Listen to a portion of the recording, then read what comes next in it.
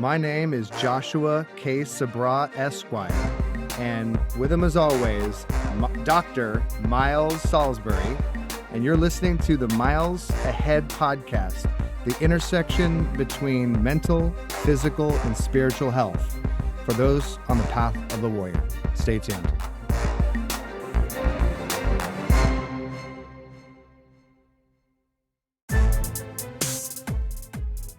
In this episode, Miles and Josh are going to cover the details around identifying your false beliefs, unprocessed trauma, anything that might lead to an existential crisis or sense of never-ending dread, and how to stop telling yourself lies and start telling a powerful and true story about who you are and where you want to go. Stay tuned.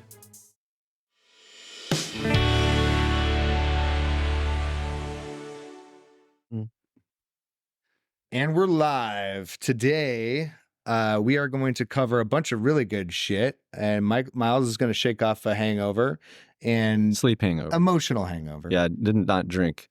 It's just shit sleep. Shit sleep. A lot going on yesterday. Back to back events. He's a very busy and important person. Lots of kissing babies, shaking hands, not shaking babies, sometimes kissing hands. Yeah, not shaking babies. Yeah. When you have kids, it quadruples the intensity of your life in all manners. That's right. I'm feeling the effects of that as a soccer coach for my daughter. So there you go. That's good, but yeah, getting a little football in the action, morning. Yeah, proper football. Use your feet. Then I went to 2 birthday parties, important ones with extended family. So my wife, her birthday's the same day as my dad's, which is kind of cool. It was my dad's 80th. Oh my God. Means I'm getting old. But all the Hawaii side of the family flew in. And so I got to see people I hadn't seen forever, which was just amazing. And then we had to rush off to her family's party. And she's a triplet, so it's 3 for 1 birthday party.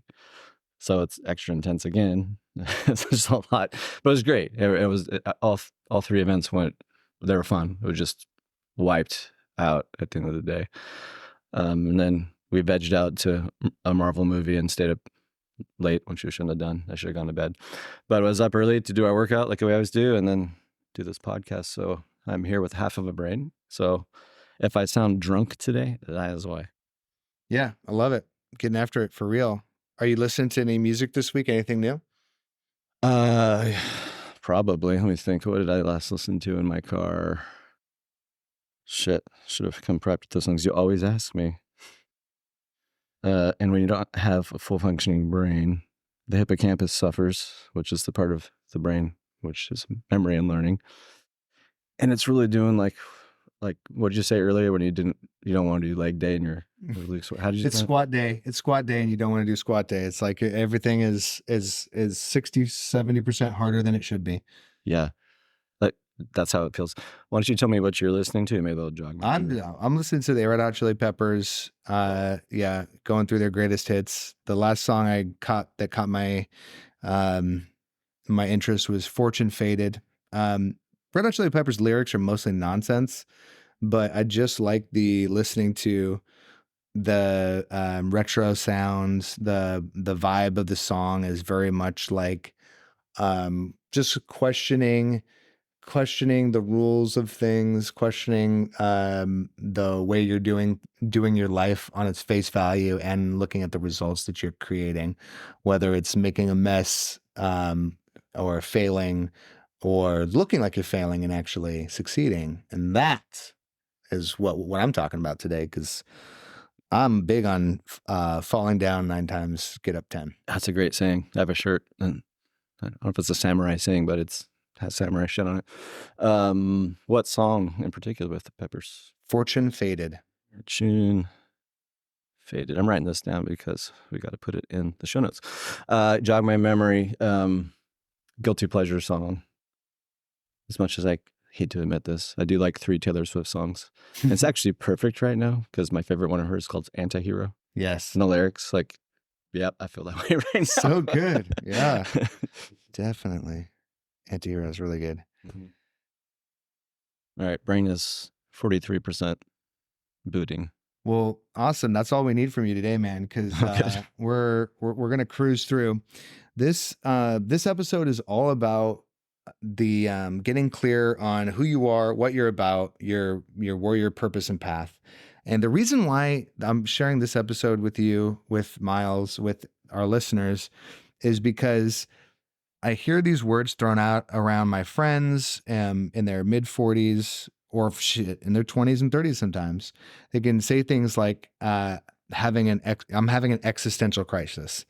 And Miles is going to tell us a little bit about the psychological definitions of these things. But what I think they mean is like, I don't know who I am. I don't know why I'm here. I don't know what I'm doing. And I don't know what direction I should go or why I would do that. And so this is like not just not just being lost in the woods, but also not even having a compass. And that is a scary place to be. Absolutely. Yeah. That goes back to our earlier podcast on purpose and meaning and midlife transitions and or crises, depending on what you're doing and not doing with that. In the existential psychological realm, I think you pretty much just nailed it with those statements. If you want a good psychologist on existential psychotherapy, actually he's a psychiatrist, Irvin Yalom, I have all his books up here. He's the master. I think he's the best. That's kind of his gig. I mean, so he got one called existential psychotherapy right there. Yeah, it's basically your self-narrative, how you define yourself, your values, what are you doing with your life?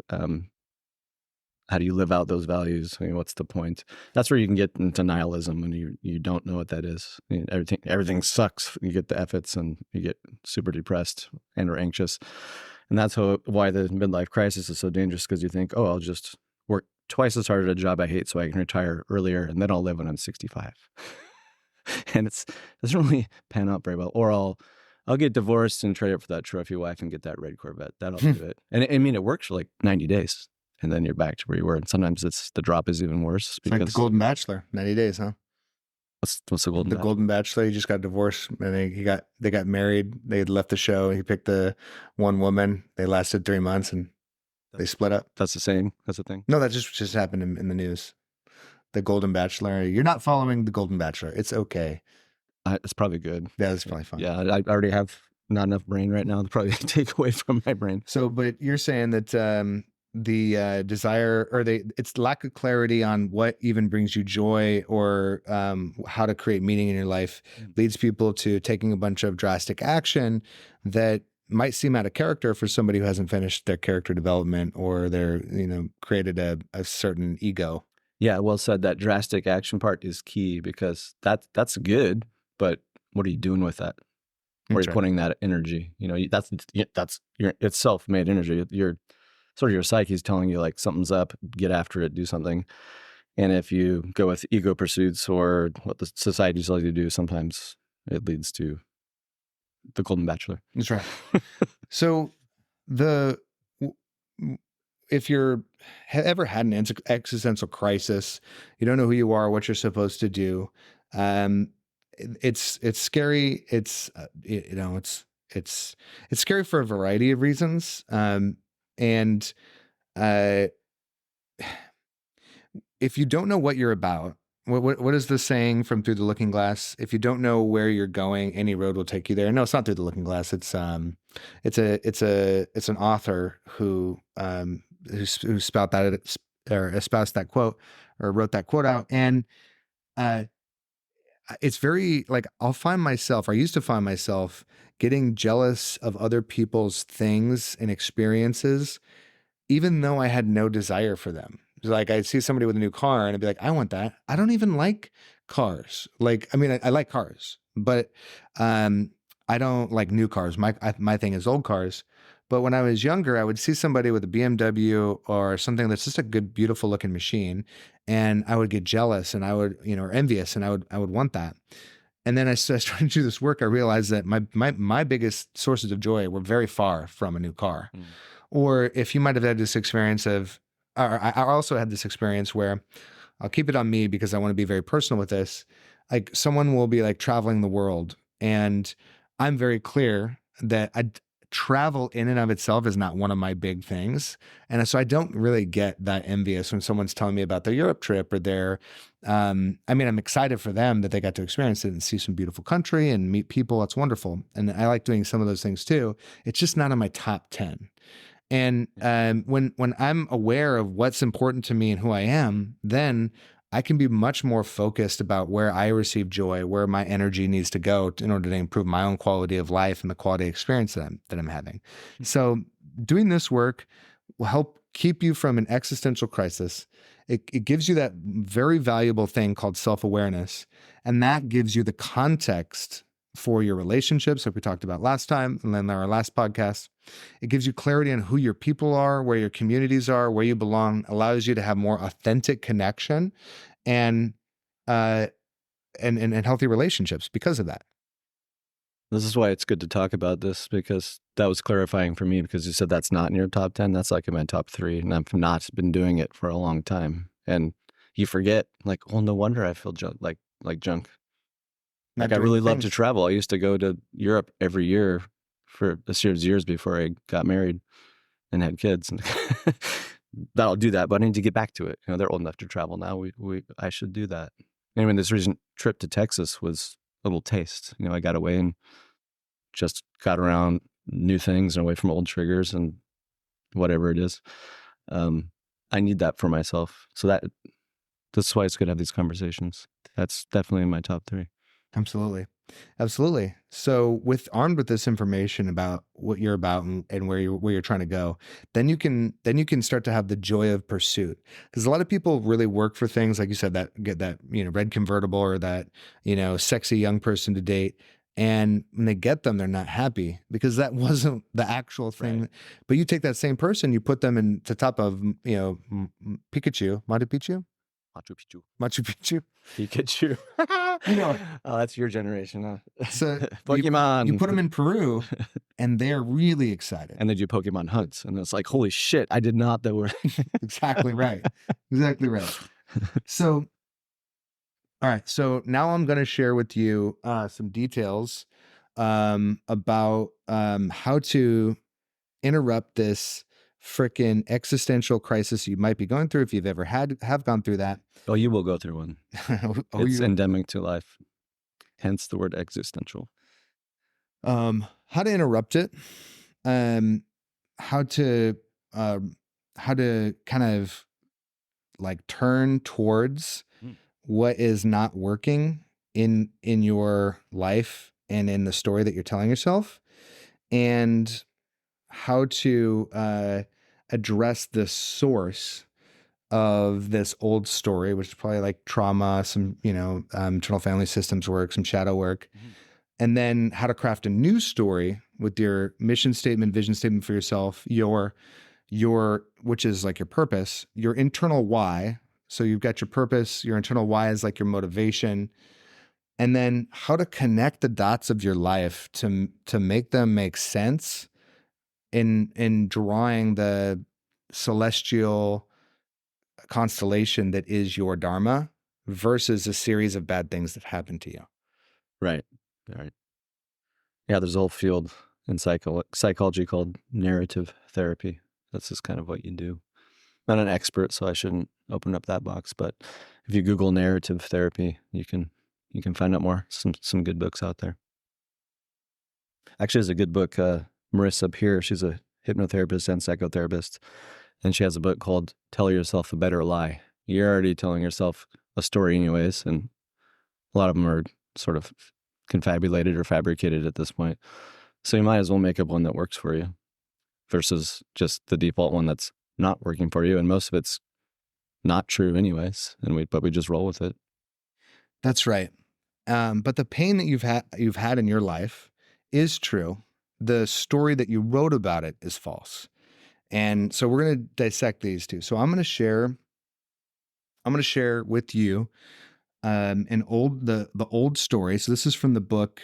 I'm going to share with you my old story. This is directly from the book by Jim Loehr called The Power of Story. And he's got an entire book dedicated to the process of pulling out of you this narrative that you have about who you are and what you're about. And so I'm going to share with you my old story. I'm going to share with you the trauma and the events that kind of generated this. And then I'm going to kind of tease apart the golden nuggets from the parts of my personality that were developed in that trauma, and then we'll weave it back together into a more empowering narrative. So I'm just going to get you 10 years of work that I've put into this in about 4 minutes. Oh boy. So buckle up. This is fun. But the reason I'm sharing this is because if you've had a series of unfortunate events that make up your childhood, like most of us do, that doesn't mean that you're broken or anything's wrong with you, but we do have to be intentional about how we recraft that narrative. Correct. All right. My old story here. I haven't seen this in years, so this will be fun. So I'm reading from a handwritten letter I wrote from as an exercise from the book. What year was this? Jim Letter. I wrote this in 2013. Okay. The story goes, I am drowning. Every time I put my feet on anything resembling safety or rest, it moves. My only advice is to keep swimming, and sometimes I go under. Sometimes I sabotage or jeopardize my own security. Sometimes I can't pay my bills. Sometimes I alienate my friends and hurt people close to me. I'm laughing because I remember all of this. Whenever I think about anything besides swimming, I start to drown again. I don't want anyone to watch me while I do this. It's painful to see somebody else grasping for air. I want to at least be able to take care of myself before I let people see me. I feel like every part of my life is broken and has been since I can remember. I feel like my friends have carried me through my entire life. I feel like I can't give back enough. I feel like my imagination is broken, like I don't know how to dream. I can't even remember having a better life. Sometimes I cannot even see it in my head. I just think about what my life was like when I wasn't in pain, and I move towards that. I accept responsibility for my health, wealth, and relationships, and most of all for who I am. And I know I can achieve greatness of being if I don't quit, if I learn and grow without being married to an outcome. But it is hard. And sometimes I feel like asking for help is like fighting for a lost cause. Everything I do that is not fixing a problem or paying a bill is a frivolous activity. I feel so guilty when I do something nice for myself, I want to hide it. I feel ashamed for that too, and for not being able to take good care of myself completely. And then I'm getting angry at that. I feel like I failed myself and the people who trusted me. Whew. Ouch. Dang. A lot of pain there. A lot of pain and shame. And guilt, implied and explicitly written. How was it? How did it feel when you wrote that? When I wrote it? At the time. Well, great question. When I wrote it, it was surprising to me how visceral the words were and how true that felt, right? When I wrote that, it sounds dramatic, right? It sounds like this is, 2 steps from a suicide note. Sure. Or 1 step. But when I wrote it and I read it out loud, I felt for the first time like I'd actually paid attention to the part of me that was in pain. Bingo. And it probably liked that. Yeah. There was a sense of relief. Some catharsis came. That's right. Yeah. I definitely cried. I cried to write it. I cried to read it. Yeah. There we go. So, now, well, this may seem like a, slightly unhinged confession from a teenager, which it is. It also is, I think as Miles is pointing out, is something that is going on inside of us. Yeah. Probably under the current all the time. Oh yeah. Yeah. Unconscious. The problem with the unconscious is as unconscious, as Jung said. But so this was, after I did the exercises in the book, because I do the exercises in the book. After I did this, this was, I had started therapy off and on, and I was really trying. This is me really trying to do it. And I didn't know what was underneath that or what had led to this these relationships and these strategies that I was using. So I want to talk about the trauma that had fed my life up to this point. And this is not to have a trauma race with anybody who's had a tough childhood, but hopefully, if you can relate to anything I'm saying, then it might be um, an opportunity to relate and to give yourself permission to use what has happened to you to write a more powerful, to motivate you to write a more powerful and empowering narrative. So, uh, the big things you kind of see them in here. My big traumas when I was a kid were enmeshment, mental and emotional abuse, and uh, you know, I guess some micro trauma of like food and shelter scarcity, lack of community, moving around a lot. So there was no male role model. Um, you know, just a very unstable environment and upbringing. And the in the enmeshment, sort of led to that codependent behavior, and that you can kind of see in this letter, and it delayed my identity, my individualization part of my identity formation. So that also gave me the ability to read people, get really good with people pleasing, and learn how to listen with empathy and do some very good. And it gave me a way into some different skills. But the shadow side of that was the codependence and the needing other people, and not in constantly being terrified of being alone. Um, the mental and emotional abuse. So if you've ever had borderline personality parents, or parents of alcoholics, or your parents are alcoholics, so me personally, I had two mentally unstable parents, and one was codependent and borderline personality. So I was a source of security for my mom, and that created all kinds of problems. And then with my dad, it was he was a very unstable influence and somebody who betrayed my trust a lot. So it led to this disorganized attachment of um, codependent relationships and being very, very intimately close in inappropriate ways. And then it also simultaneously not trusting people, keeping them at a distance, and trying to control the relationship that I had with other people, especially men. And so that's a recipe for disorganized attachment style, which creates all kinds of problems later on, which I, you know, ran into time and time again in my friendships and my marriage.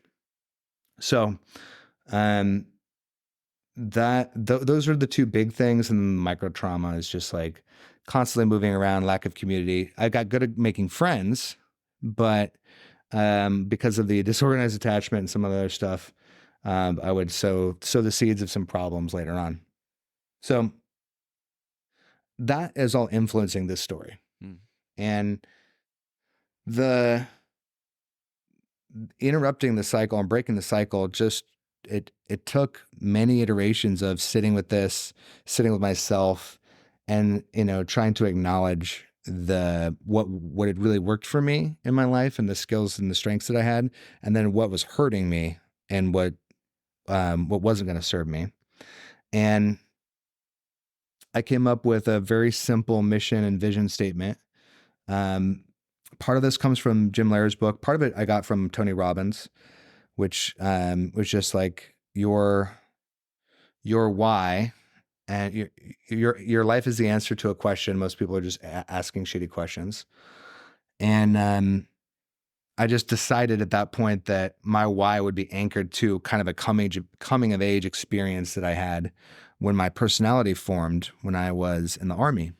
So I was so because of all this trauma, I was actually really like antisocial, as you could imagine, right? I was always getting into fights. I was extremely, very emo. I had a group of friends. We played D&D. We started to lift weights. But I was just very introverted. And then but my natural personality is, it was a damaged extrovert. Mm. So I didn't feel safe in my Safe personality. to connect and make contact with other people. Right. And once I got into the Army, specifically airborne school, the structure and the clarity of the environment made it easier to branch out and start to. First time ever in your life, perhaps. Yeah, That structure. that's right. And so at airborne school, I did my 5 jumps. I got my wings pinned on me by my grandfather, and It's kind of special. very special for a variety of reasons. My grandfather, the safe role model. He was also airborne. Yeah, Yeah. is a World War II veteran and paratrooper, and just an amazing human being, and just very, very generous, very, very kind to me. So his showing up to my airborne graduation and pinning my wings on me, it was extremely. I didn't get it at the time because I was overwhelmed and I was a teenager. Of course. So I was just prefrontal cortex not formed yet. no. It wasn't until probably when I did this work. So this is a full 10 years after that moment when I wrote this letter, it dawned on me that my grandfather went very far out of his way. He flew across the country, took a red eye to get into this drop zone that he got for 4 minutes. Like we shook hands, we took a photo together, and then he got back in his car. And I didn't see him that trip. I was on the runway the entire week. I don't know. I mean, I guess he stayed at some crappy hotel in Georgia. Wow. But I was like, in my mind, I thought, God, that was a long way to go for a handshake. He made some effort for that. He made some effort for that. Is that your mom's or dad's dad? Dad's dad. So I got this moment that is very seminal to me becoming who I am. And it didn't dawn on me until I started to do this reflection work that he decided to show up for me when I was going through something very important, very challenging, and that I could be that person for other people. So that's been my organizing mission statement. It's like, I'm going to show up for people, and I'm going to show up in a way that elevates them, not me. And being able to show up for people, like, this is probably the first time an adult has shown up for me, maybe second time the adult has shown up for me and didn't want anything from me. And that kind of generosity and kindness impacted me and still impacts me to this day. It is my why. How can I show love in this moment? How can I show up for other people? Yeah, he taught you are worth it just because you are. He didn't great. expect anything. And he said, I value you and I see the work you've done and I'm here to support you and give you love. That's what we always want. All of us, we need that. Yeah. And I see you for who you are, not as what you can do for me. Bingo. Yeah. So that, doing this work, writing out this story, like, up until this point, 2013, I mean, I'd been sleeping on people's couches. Like, as I said, been, financially underwater, certainly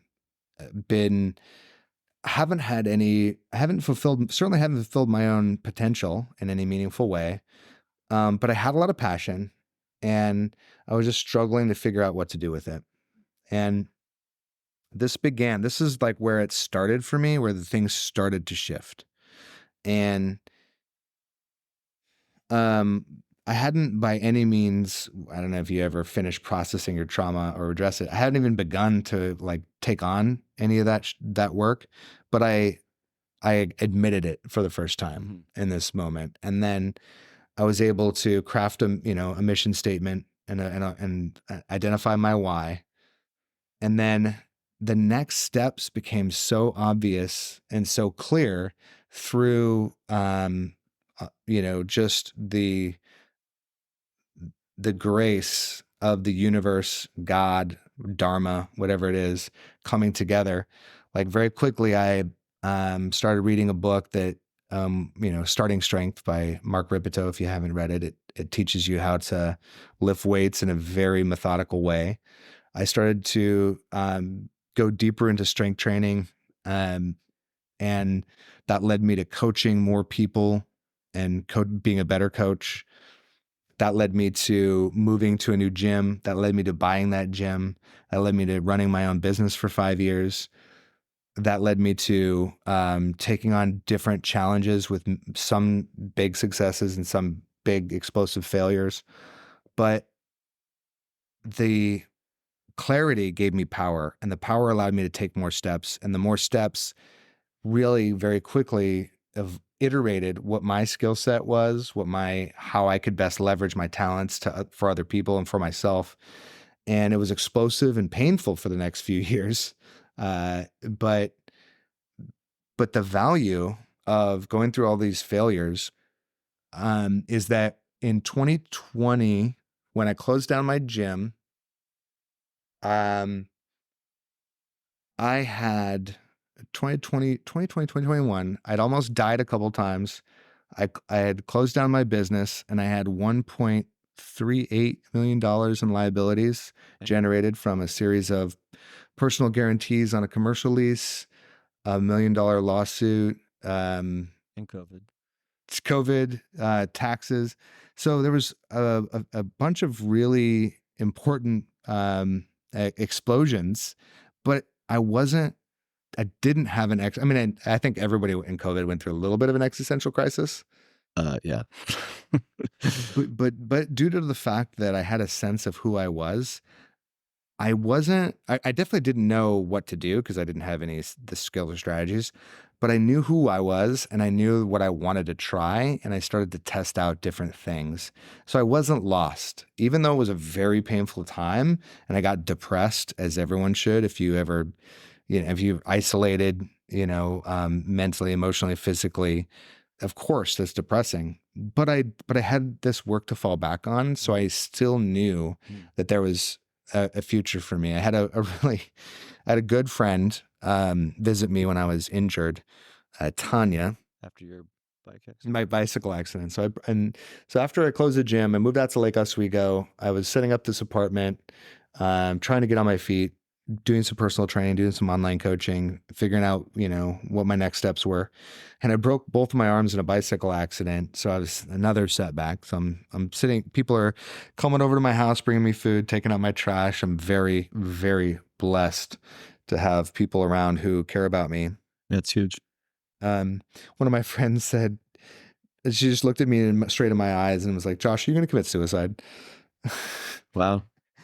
She saw the pain. Yeah. Well, what a good friend. Just, it's like you lost your gym, you lost the thing you were passionate about. Now you lost your health. And you're the one supposed to be personally training people. You can't move. Your instrument, you are the instrument, is now not functioning. And so that's a great friend. And I just laughed out loud. And because I'm just an optimistic person, and I just was already, trying to put it together for the next phase of my life. And did you laugh at that moment when she asked you that? My response was dead serious. Here's my response. I said, "Tanya, how on earth would I even do that? I'd have to pay you to kill me because I can't use my arms." It's that. No, I would have to pay you to hit me with a hammer. And the gallows humor to the rescue. I had no. My response was just I think I tried to give her a hug, but that's it's a beautiful thing to have people in your life who love you. But I had this inner compass set from doing this work that is insulation against losing like who you are or where you belong or what your purpose here is. If you do this work, you will get that. And there's no substitute from reading the books and doing all the exercises, but to help you along the way, I've included, we're going to link to we're going to create a download link and put it in the show notes for people to download a set of questions that will help you organize some of this information. But it's very difficult, like to summarize 10 years of self-work into a PDF. You could transfer it to a journal, perhaps, when you're writing it out. Well, I'm saying like there's like probably 100 questions that you need to, answer, Oh, right. and but I'll give you a head start and some very valuable, A trailhead. places to look. And um now, to fast forward to the new story, um the new story I'm still writing, and I'm iterating it out every day. And at the time I wrote a new story, which was like a paragraph because I was just beginning, but it's worth the new story is worth crafting, time and time again. And I think for me, because I'm living out my purpose and I'm trying new things all the time, I think that's the new story. I think that's like the onus is on me to continue to push forward and to learn and to grow. And uh, the falling down, I said earlier, fall down 9, get up 10. And everything that I do in pursuit, all the failures that I do in pursuit of helping other people and creating lasting change in the world and in the people that I serve, that I'm fine with that. If I do a workshop and no one shows up, if I launch a product and no one buys, if I try something out and it doesn't work, I'm happy to get the experience of executing. And I think if you're listening to this, you probably are too. You're just afraid to take action and fail, or maybe you don't even know where to start. And so this is that self-awareness work that it makes the rest of the things that you do so much more valuable because you have clarity, you have alignment, you have power. Purpose. Purpose is good. Um, trying to think of anything I can say to give greater context or provide more value. But I think the most important thing is if you've got a painful, embarrassing, or what you would consider a shameful story, then this is very much for you. This work is very much for you because the we're all on a path, and you may be tough, you may be mentally resilient, but if I'm on the same path as you, but I'm willing to take the boulders out of my backpack and leave them on the side of the path, you're going to get tired before me, even if you are stronger, even if you are faster. So after, a few miles on the path along this trail that we're walking on, you're going to be exhausted if you keep holding on to all those judgments about yourself and all that nonsense and head garbage. And I'm having more fun every step along the way because I'm willing to let go. Yeah, you're reckoning with less weight. Yeah, a little bit of weight's good for you, but if it's getting to the point where it's breaking down your joints and you're not getting any benefit from the ruck, take some shit out of that backpack. Take on the burden of responsibility, but let go of the burden of judgment. There you go. I like that.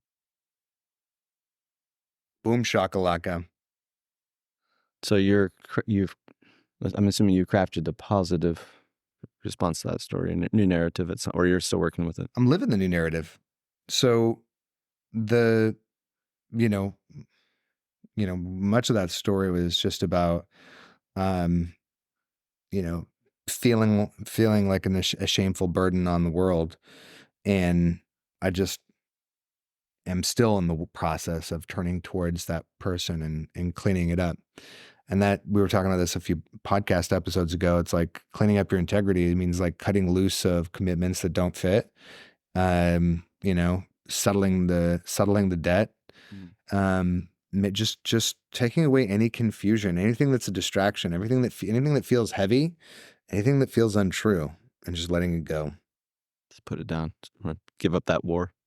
Yeah, that's right. And it's like I also think that the the the I'm not saying all my trauma is healed or anyone's trauma ever gets healed, but I do think like part of it is part of the thing from the lessons for me is a great friend told me this. It's like a happy ending.